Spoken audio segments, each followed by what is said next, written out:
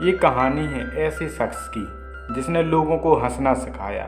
शारीरिक और मानसिक रूप से कमजोर होने के बावजूद भी उसने लोगों के दिलों में जगह बनाई और उसने दुनिया को ये भी सिखाया कि खुश रहने के लिए और कामयाबी के लिए शरीर के स्वास्थ्य से भी ज़्यादा ज़रूरी है हमारे मन का खुश होना। चलिए जानते हैं सलजिट जी की कहानी।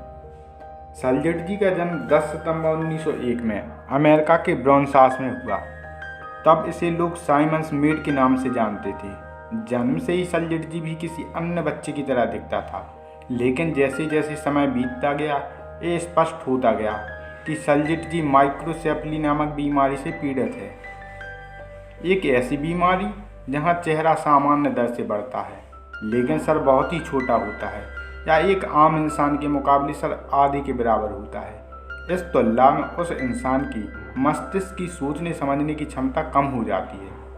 कभी कभी ये तब होता है जब बच्चा माँ के पेट में हो और बच्चे की माँ अत्यधिक शराब का सेवन करे, या फिर कोई जेनेटिक बीमारी भी हो सकती है। और सबसे दुख की बात यह है कि इसका कोई इलाज नहीं है। सलजिट जी का जन्म एक अमीर परिवार में हुआ था। उसकी एक बहन थी जिसका नाम एलिथा था। वो भी माइक्रोसेफली बीमारी से पीड़ित थी। अजीब से दिखने वाले इन बच्चों के माता पिता को अपने बच्चों पर शर्म आती थी और वे उन्हें समाज से छिपा कर रखते थे। वे डरते थे कि लोग उनका मजाक ना बना दें। इसी कारण वह सलजिट जी और उसकी बहन को उनके माता पिता ने ड्रीमलैंड शो सर्कस को बेच दिया। जहां इन बच्चों को बहुत प्यार और केयर की ज़रूरत थी, वहां वो दोनों एक सर्कस का हिस्सा बन गए थे। वहीं से शुरुआत हुई इन दोनों बच्चों की ज़िंदगी के सफ़र की।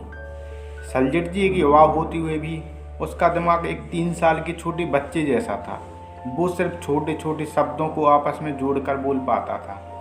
सर्कस में साइड शो के दौरान वो हमेशा एक लड़की के कपड़े पहनता था और उन्हीं कपड़ों में अपना प्रदर्शन करता था और अपनी मासूम हरकतों से लोगों को हंसाता था। कभी कभी सलजिट जी जल्दी ही अपना संयम खो बैठता था, इसलिए सलजिट जी का केयरटेकर अधिकतर उसके साथ ही रहता था। धीरे धीरे सलजिट जी अपनी मासूमियत और अपने फनी नेचर की वजह से दर्शकों और अपने साथियों का चहेता बन गया। जो भी उसके संपर्क में आता वो उसकी सादगी और मासूमियत का दीवाना हो जाता था। सलजिट जी सर्कस से इस कदर पॉपुलर हुआ कि उसे हॉलीवुड मूवी से ऑफर आने लगे। उसके बाद सलजिट जी ने कई सारी हॉलीवुड मूवीज़ में काम किया। 1932 में सलजिट जी ने फिल्म फ्रिक्स में अभिनय किया और इसी फिल्म के माध्यम से सलजिट जी रातों रात एक सुपरस्टार बन गया। इस फिल्म में सर्कस में होने वाले प्यार और धोखे को दर्शाया गया था। इस फिल्म में कई भड़काऊ और डरावने किरदार भी थे। सन 1936 में सर्कस में काम करने वाले जॉर्ज सुरतीस, जो वहाँ के चिंपैंजी ट्रेनर थे, उन्होंने सलजिट जी को गोद ले लिया।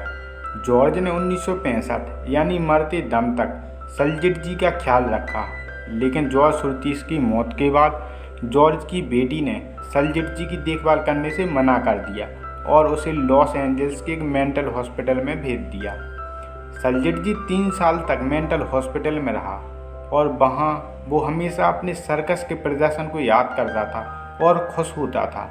मेंटल हॉस्पिटल में सलजिट जी की सही से केयर ना होने की वजह से वहाँ उनकी तबीयत खराब होने लगी। इसलिए उसकी जान पहचान वाले सर्कस के एक दोस्त ने मेंटल हॉस्पिटल से गुजारिश की कि उसे सलजिट जी की देखभाल करने के लिए उसे आधिकारिक रूप से सौंप दिया जाए। और भाग्य से हॉस्पिटल वालों ने सलजिट जी को उस जादूगर दोस्त को सौंप दिया। बाद में सलजिट जी ने डॉक्टरेज नामक सर्कस के साथ काम करना शुरू कर दिया। सलजिट जी का इतना नाम होने के बाद भी उसका कोई अपना अस्थायी घर नहीं था और फिर कुछ सालों बाद सलजिट जी लॉस एंजल्स से रिटायर हुआ और अपने रिटायरमेंट के दिन भी उसने लोगों का खूब मनोरंजन किया। सलजिट जी अपने आसपास वाले लोगों के लिए हमेशा प्यार और मासूम। सलजिट जी की मैक्रोसेफली बीमारी के कारण उसके दिमाग और हड्डियों तथा पूरे शरीर का पूरी तरह विकास नहीं हो पाया। इस बीमारी के कारण उसे मिर्गी के दौरे भी आते थे। उसकी ये बीमारी इस हद तक बढ़ गई थी कि बाद में उसे सुनने व देखने में परेशानी होने लगी थी। 1971 में 70 साल की उम्र में सलजिट जी इस दुनिया को अलविदा कहकर चला गया।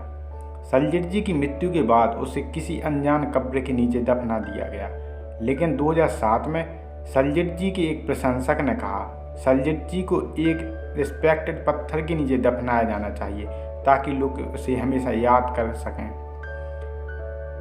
दोस्तों, सलजट जी शारीरिक रूप से अधिक सक्षम भले ही ना हो, परंतु कमज़ोर बिल्कुल नहीं था। माता पिता की शरण में ना होते हुए भी उसने कभी हार नहीं मानी और दुनिया को हंसते हुए वो अपनी एक अलग छाप छोड़ गया।